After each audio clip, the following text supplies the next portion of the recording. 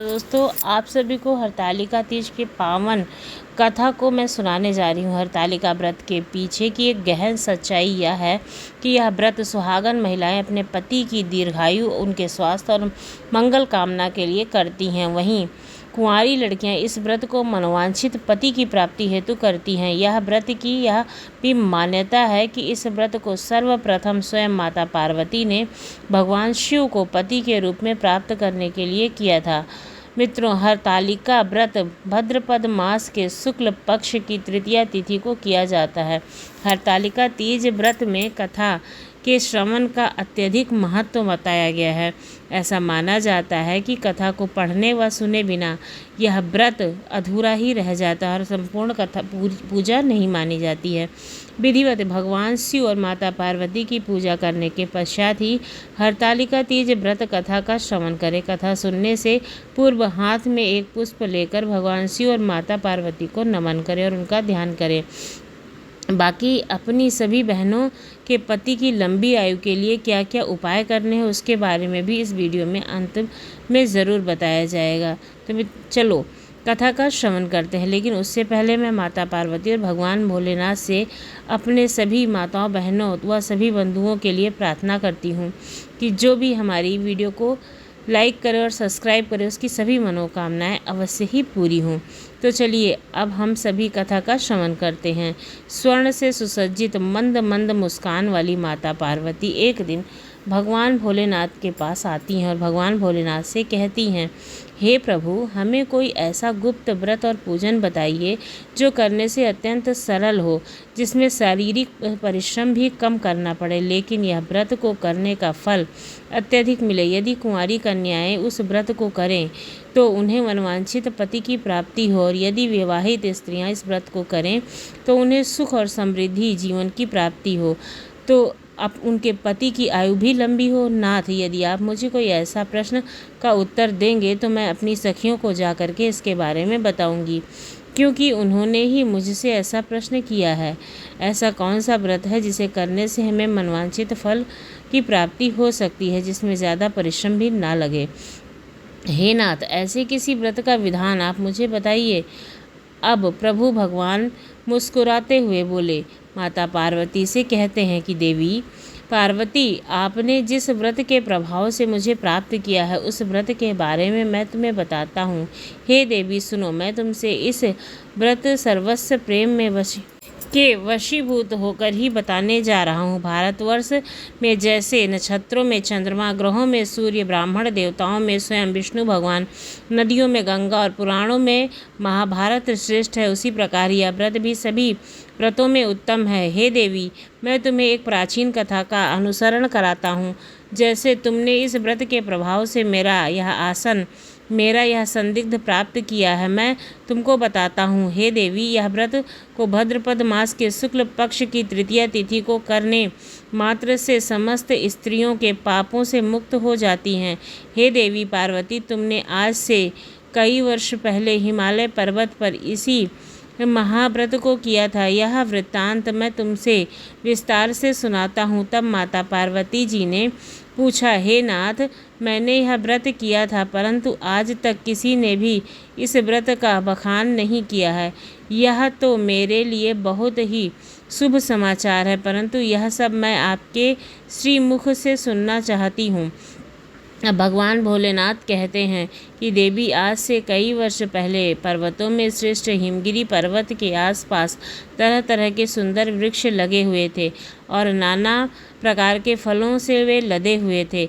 अनेक प्रकार के पशु पक्षी निवास करते थे वहाँ पर। हिमगिरी पर्वत पर कई सारे देवता प्रसन्न मन से आते थे और कुछ गंधर्व भी आकर उस पर्वत पर नृत्य और गान किया करते थे। हे देवी पार्वती, तुमने एक संत के रूप में उसी पर्वत पर घोर तपस्या की थी।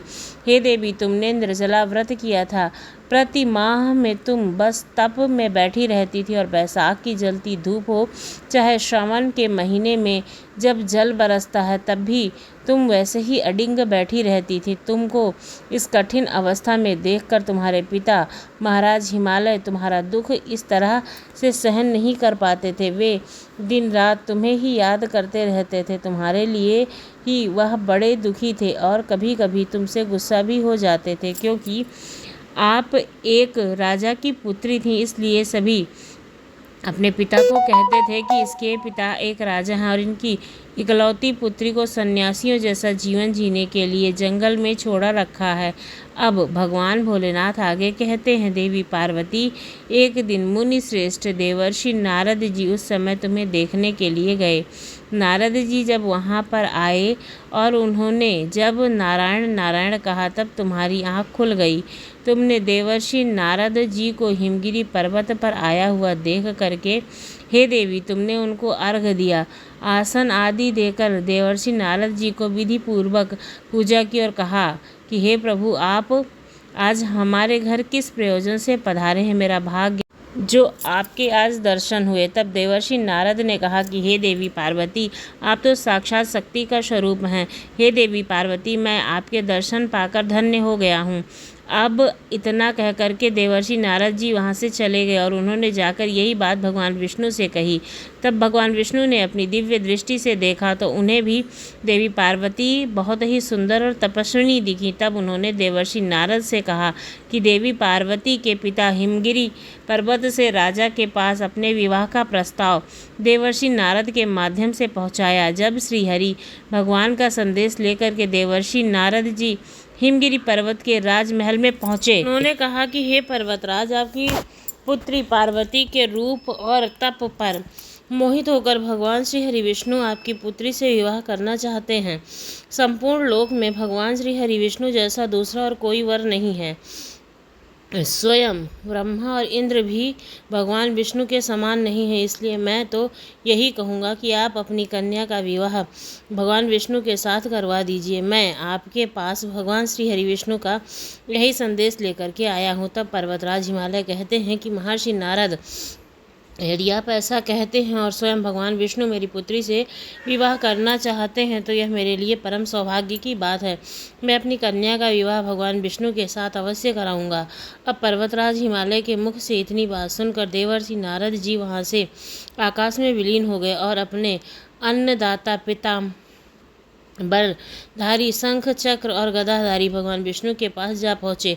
वहाँ पहुँचकर देवर्षि नारद ने हाथ जोड़कर भगवान श्रीहरि को भी प्रणाम किया और उनसे कहा कि हे प्रभु, सुनिए, आपके बताए अनुसार मैंने आपके विवाह हिमवान पर्वत की कन्या पार्वती से पक्का कर दिया है। अब इस बात को सुनकर भगवान श्री हरि विष्णु जी बहुत प्रसन्न हुए। उधर हिमवान ने पर्वत माता पार्वती के पास जाकर कहा कि हे पुत्री, मैंने तुम्हारा विवाह जगत के पालनहार भगवान विष्णु के साथ में सुनिश्चित किया है। अब अपने पिता की यह बात सुनकर माता पार्वती बिना किसी उत्तर को दिए ही अपना पूजा पाठ का सामान लेकर के अपनी एक प्रिय सखी के साथ घर को चली गई। अब भगवान भोलेनाथ कहते हैं कि हे देवी पार्वती, तुम मन की बात बहुत दुखी हो और जमीन पर बैठकर विलाप करने लगी।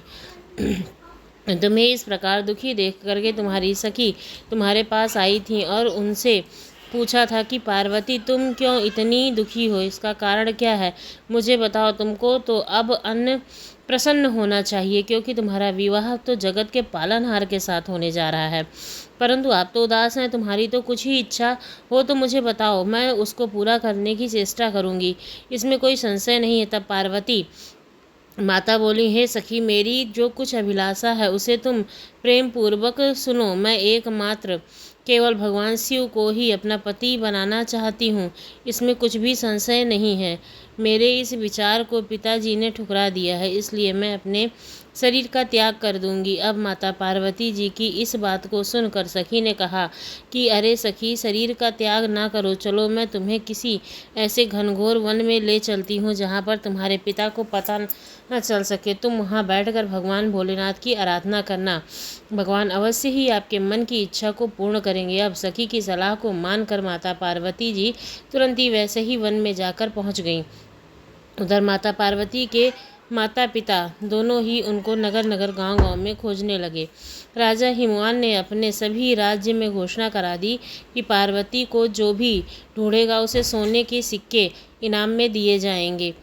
अब राजा हिमवान के मन ही मन सोचा कि मैंने देवर्षि नारद को समक्ष अपनी पुत्री के विवाह का प्रस्ताव तो स्वीकार कर लिया है, अब विष्णु भगवान जी के साथ करने की प्रतिज्ञा भी ले ली है। मैं अपनी पुत्री का विवाह भगवान विष्णु के साथ अवश्य करूँगा। अब मेरा वचन कैसे पूरा होगा, ऐसा सोचते सोचते गिरिराज मूर्छित हो गए। अब सभी लोग हाहाकार करने लगे, हमारे राजा को क्या हो गया। ऐसा करते करते जब गिरिराज को होश आया तब सब लोग पूछने लगे कि गिरिराज आप अपनी मूर्छा का कारण बताइए। तब हिमवान ने कहा, आप लोग मेरे दुख का कारण सुनो। आज 10 दिनों से पता नहीं मेरी कन्या पार्वती को कौन हर ले गया है। अगर ऐसा नहीं हुआ तो मेरी सुंदर कन्या पार्वती को किसी काले सांप ने काट लिया होगा या फिर कोई सिंह उसे खा गया होगा, तभी तो मेरी कन्या घर नहीं आई है।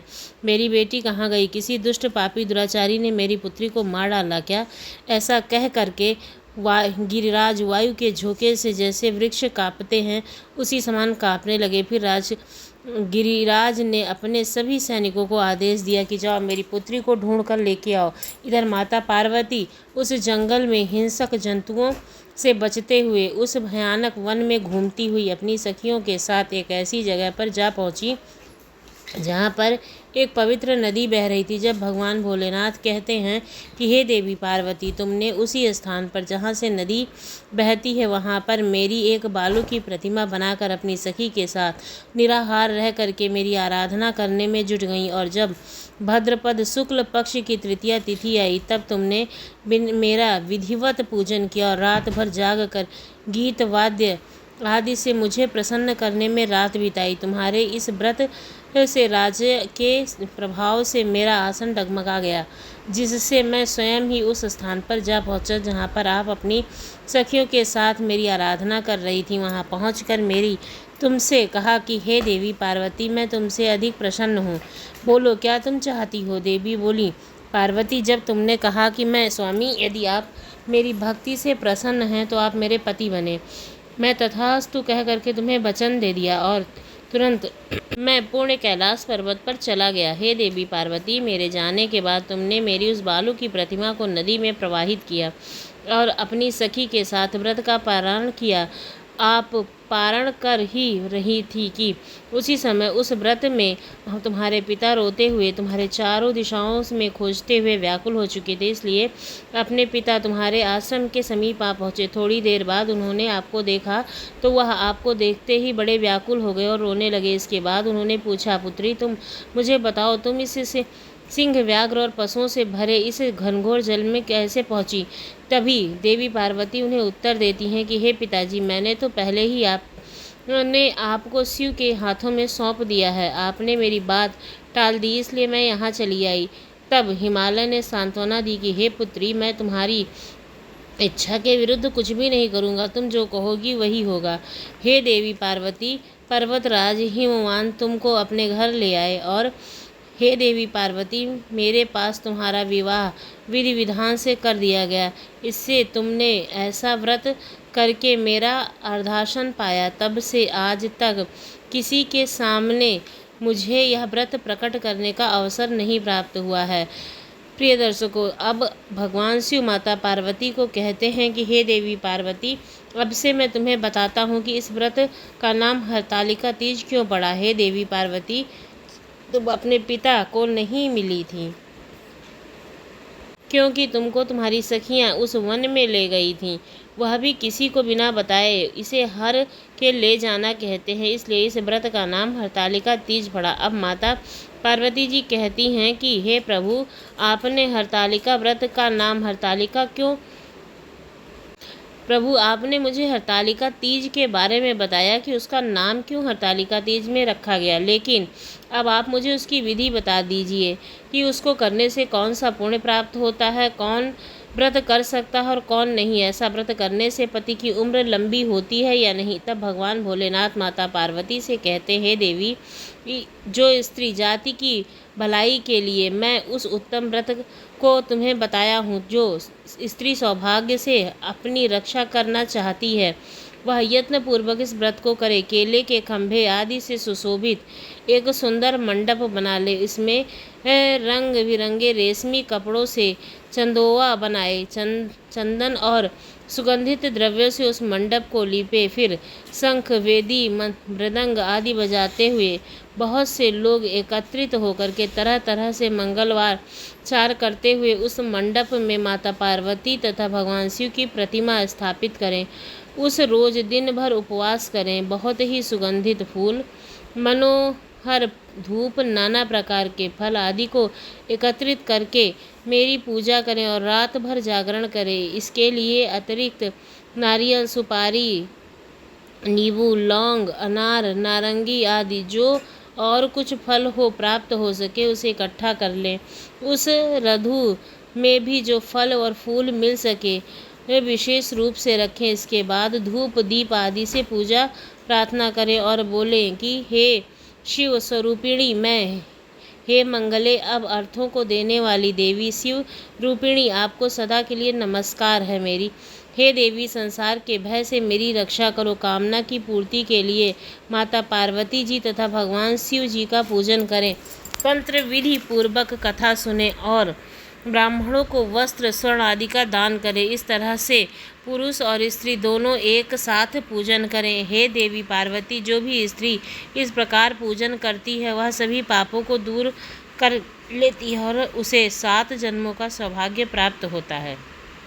जो हरितालिका के दिन व्रत नहीं करती, वह अन्न भक्षण करती है तो वह 7 जन्म तक बांझ रहती है और उसको बार बार विधवा होना पड़ता है। हे देवी पार्वती, इसलिए प्रत्येक स्त्री जाति को इस व्रत को बड़ी ही देख रेख से और श्रद्धा से करना चाहिए, अन्यथा इसके दुष्परिणाम भी मिलते हैं। हे देवी पार्वती, यदि तुम्हारे जीवन काल में मुझे पाने की कथा है। अब माता पार्वती कहती हैं कि हे प्रभु, आपने सत्य ही कहा है। सचमुच मैंने ऐसे ही व्रत करके आपको प्राप्त किया था और जो भी स्त्री निर्जला हरतालिका व्रत को पूर्ण करती है उसके जीवन में कभी भी दुर्भाग्य नहीं आता है। उसे मन चाहे वर की प्राप्ति होती है तथा सुहागन महिलाएं अपने पति की लंबी उम्र के लिए इस व्रत को कर सकती हैं। इससे हरतालिका तीज के दिन भगवान शिव और माता पार्वती की मिट्टी से बनी प्रतिमाओं की पूजा की जाती है। अगर संभव हो तो मिट्टी की प्रतिमा घर पर ही बनानी चाहिए। पूजा के लिए शाम को प्रदोष काल के समय स्नान कर शुद्ध वस्त्र धारण करें।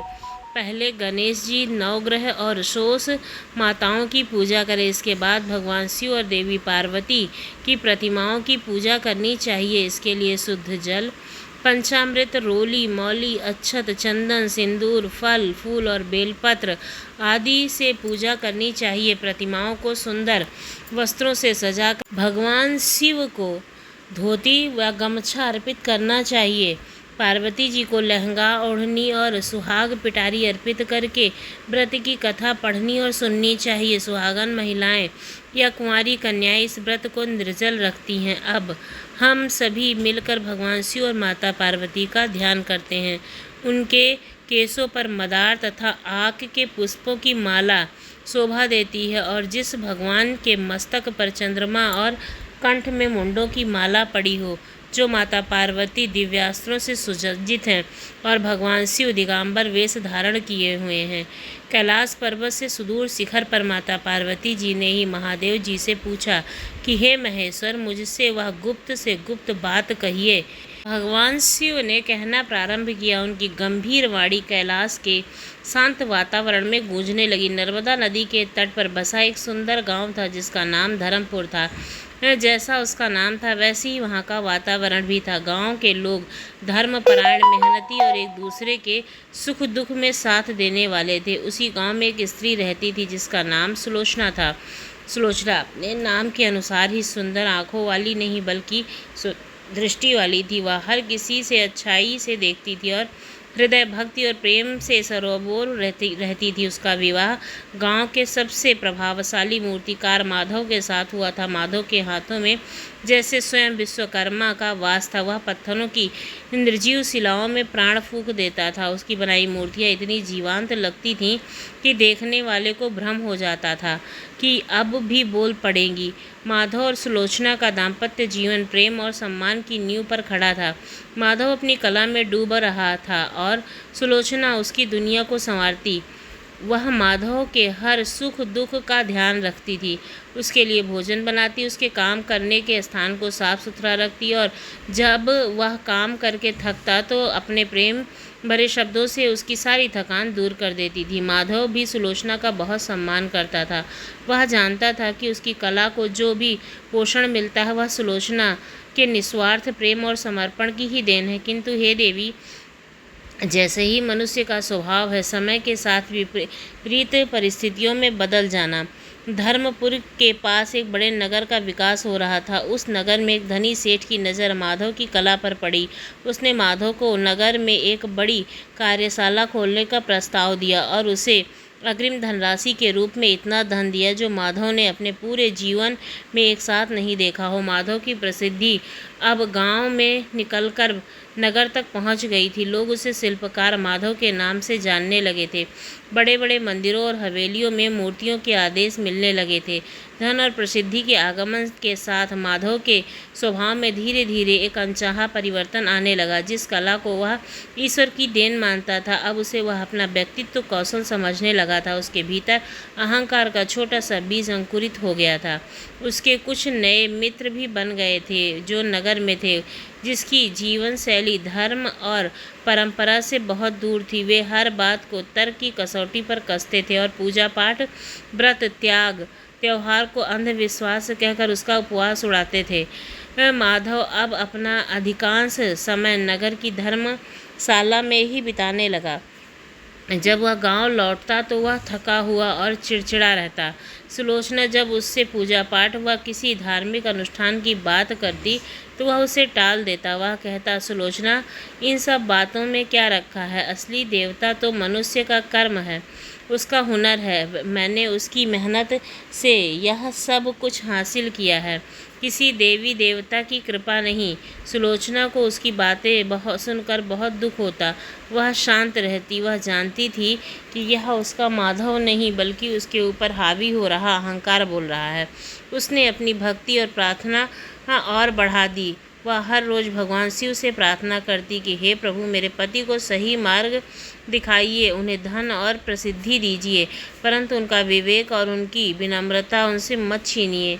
दिन बीतते गए, माधव का स्वभाव और भी कठोर होता गया। उसने अपनी गांव की छोटी कार्यशाला में जाना ही बंद कर दिया था जहां उसने अपनी कला की शुरुआत की थी। वह उन पुराने औजारों को भूल गया था जिनसे उसकी पहली मूर्ति खड़ी हुई थी। अब उसके पास नगर में आए नए और आधुनिक औजार थे। उसके मित्रों ने उसे मदिरापान की आदत भी डाल दी थी। कभी कभी वह देर रात तक नशे की हालत में घर लौटता और सुलोचना से बिना किसी बात के झगड़ा करता। सुलोचना का हृदय टूट चुका था, उसका विश्वास नहीं टूटा था।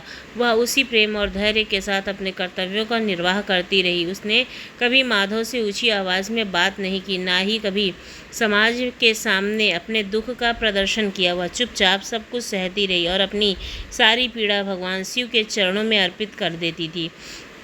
ऐसे ही समय बीत रहा था। भाद्रपद मास का महीना या हरतालिका तीज का पवित्र पर्व आने वाला था। सुलोचना के लिए यह व्रत उसके जीवन का सबसे महत्वपूर्ण व्रत था।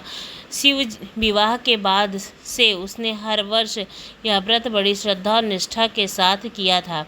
इस व्रत की तैयारी वह कई दिन पहले से ही शुरू कर देती थी। घर की साफ सफाई, पूजा सामग्री जुटाना और अपने हाथों में भगवान शिव और माता पार्वती की मिट्टी की मूर्ति की प्रतिमा बनाना, यह सब उसे असीम आनंद देता था। उस बार भी जब उसने तीज की तैयारियों में की बात माधव से की तो माधव ने उसे बहुत बुरी तरह झिड़क दिया। वह बोला, तुम फिर से यह ढोंग शुरू करने वाली हो। दिन भर भूखी प्यासी रहकर खुद को कष्ट देने से क्या मिलेगा?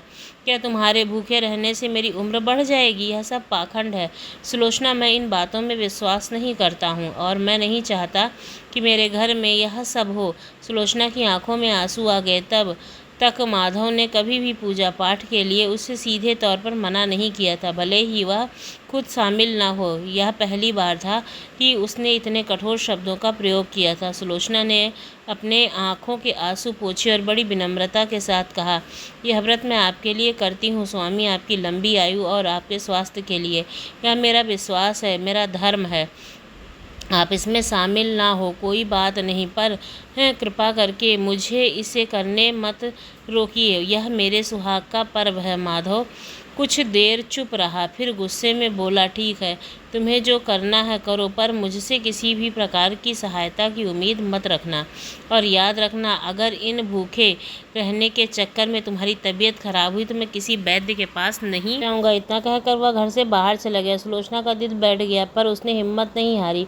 उसने निश्चय किया कि इस बार वह यह व्रत और भी अधिक निष्ठा और तपस्या के साथ करेगी। उसे विश्वास था कि भगवान भोलेनाथ उसकी पुकार अवश्य सुनेंगे।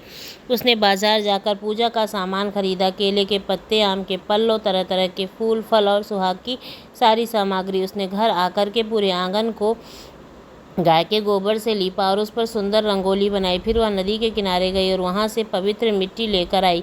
उस मिट्टी को उसने गंगा जल से गूथा और फिर अपने कोमल हाथों से भगवान शिव, माता पार्वती और श्री गणेश की मनमोहक मूर्तियों का निर्माण किया। वह इन प्रतिमाओं को बना ही रही थी कि उसकी आंखों से अविरल अश्रुधारा बह रही थी और हर आंसू के साथ वह प्रार्थना कर रही थी कि हे गौरी, जैसे आपने कठोर तप करके मेरे स्वामी को पाया था, वैसे ही मुझे मेरा खोया हुआ स्वामी वापस दिला दीजिए। व्रत का दिन आ गया। सुलोचना ने ब्रह्म मुहूर्त में उठकर स्नान किया और नए वस्त्र धारण किए। उसने निर्जला का संकल्प लिया। उसके मन ही मन कहा, हे प्रभु, जब तक मेरे पति का हृदय परिवर्तित नहीं हो जाता तब तक यह केवल एक दिन का निर्जला व्रत नहीं बल्कि मेरे जीवन की तपस्या है। माधव उस दिन जल्दी ही नगर के लिए निकल गया। जाते जाते वह व्यंग से बोला, शाम तक अगर जीवित बची तो मेरे लिए भोजन बना देना। सुलोचना ने कोई उत्तर नहीं दिया, बस उसे जाते हुए देखती रही। सुलोचना ने पूछा, पूरा दिन भगवान से ध्यान में बिताया। उसने शिव पुराण का पाठ किया, शिव स्त्रोत का गान किया। दोपहर की धूप तेज हुई और उसका गला प्यास से सूखने लगा, पर उसका मन अडिग था। उसे अपने शारीरिक कष्ट का कोई अनुभव ही नहीं हो रहा था। उसकी पूरी चेतना भगवान शिव के चरणों में केंद्रित थी। शाम हुई, प्रदोष काल का समय आया। सुलोचना ने पूजा स्थल को फूलों और पुष्पों और दीपकों से सजाया। उसने केले के पत्तों का एक छोटा सा मंडप बनाया, उसके नीचे शिव पार्वती की प्रतिमा को स्थापित किया। उसने विधि विधान से पूजा आरंभ की। उसने गणेश जी की पूजा की, फिर 9 ग्रहों का पूजन किया और फिर भगवान शिव और माता पार्वती का षोडशोपचार पूजन किया। उसने भगवान शिव को बेलपत्र, धतूर, भांग अर्पित किया और माता पार्वती को सुहाग की पूरी सामग्री, लाल चूड़ी, चुनरी, सिंदूर, बिंदी, महावर सब कुछ प्रेम से चढ़ाया। हर मंत्र के साथ, हर पुष्प के साथ वह अपने मन की पीड़ा और अपनी प्रार्थना अर्पित कर रही थी। उधर नगर में माधव अपने मित्रों के साथ बैठा मदिरा पान कर रहा था। उसके मित्र सुलोचना का मजाक उड़ा रहे थे। एक मित्र बोला, माधव, तुम सच में भाग्यशाली हो, तुम्हारी पत्नी तुम्हारे लिए भूखी प्यासी रहकर तुम्हारी उम्र बढ़ा रही और तुम यहाँ आनंद ले रहे हो। दूसरा बोला, अरे यह सब औरतों के चोचले हैं, इन्हें तो कोई काम ही नहीं है, बस यही सब करती हैं। माधव भी उनकी हाँ में हाँ मिला रहा था, पर कहीं न कहीं उसके मन में बेचैनी थी। उसे बार बार सुलोचना का शांत और दृढ़ चेहरा याद आ रहा था। पूजा करते करते आधी रात बीत गई। अब रात्रि या जागरण का समय था। सुलोचना ने हाथ में दीपक लेकर आरती आरंभ की। वह भजन गाने लगी। उसकी आवाज़ में इतना दर्द और इतनी शक्ति थी कि आसपास का वातावरण भी पवित्र हो गया था। वह गा रही थी, हे शिव शंकर, हे भोलेनाथ, मेरे स्वामी को सद्बुद्धि दो, हर लो उनके मन का अंधकार भर दो, उनमें भक्ति का प्रकाश। जैसे जैसे रात गहरा रही थी, सुलोचना का शरीर थक रहा था पर उसकी आत्मा जागृत हो रही थी। उसकी प्रार्थना भी तीव्रता बढ़ती जा रही थी। उसने अपनी दोनों आंखें बंद की और पूरा ध्यान शिवलिंग पर केंद्रित कर दिया। उसने मन ही मन भगवान शिव से संवाद करना शुरू किया। हे प्रभु, आप तो अंतर्यामी हैं, आप सब कुछ जानते हैं। मैं आपसे आपके लिए कुछ नहीं मांगती, बस मेरे पति को उनका असली स्वरूप लौटा दीजिए। वह हृदय से बुरे नहीं हैं, बस संगत और अहंकार उनकी बुद्धि को हर लिया है। हे त्रिलोकीनाथ, मैं आज आपके द्वार पर एक भिक्षुणी की तरह खड़ी हूँ। मुझे मेरे पति का प्रेम, उनका सम्मान, उनकी विनम्रता भिक्षा में दे दीजिए। तब तक आप मेरी भिक्षा स्वीकार नहीं करेंगे, मैं यहाँ से नहीं उठूँगी, चाहे मेरे प्राण ही क्यों न चले जाए। भगवान शिव अपनी कथा को कुछ क्षण के लिए रोककर बोले, हे पार्वती, तुम जानती हो एक सच्चे भक्त की निस्वार्थ पुकार कभी अनसुनी नहीं रहती है। जब एक स्त्री अपने सुहाग के लिए इस तरह तप करती है तो तीनों लोकों की शक्ति भी उसे उसके लक्ष्य से डिगा नहीं सकती है। उस रात्रि सुलोचना की भक्ति ने कैलाश को भी कंपायमान कर दिया था। उसकी प्रार्थना में इतनी शक्ति थी कि वह सीधे मेरे हृदय तक पहुंच रही थी। उधर नगर में माधव जब नशे में धूर्त होकर अपनी कार्यशाला में सोने के लिए लेटा तो उसे एक विचित्र अनुभव हुआ। उसे नींद नहीं आ रही थी। अचानक उसे लगा जैसे पूरी कार्यशाला घूम रही है। उसकी आंखों के सामने अंधेरा छा गया और वह एक गहरी तंद्रा में डूब गया। उस तंद्रा में उसने एक स्वप्न देखा। माधव ने देखा कि वह बहुत बूढ़ा हो गया, उसके हाथ काँप रहे हैं और उन हाथों में औजार पकड़ने की शक्ति नहीं है। उसकी कार्य क्षमता धूल और जालों में भरी पड़ी है। उसकी बनाई मूर्ति कोने में टूटी टूटी अवस्था में पड़ी है। वे सभी मित्र जो आज उसके साथ बैठकर हंस रहे थे उसे छोड़ चुके हैं। वह बिल्कुल अकेला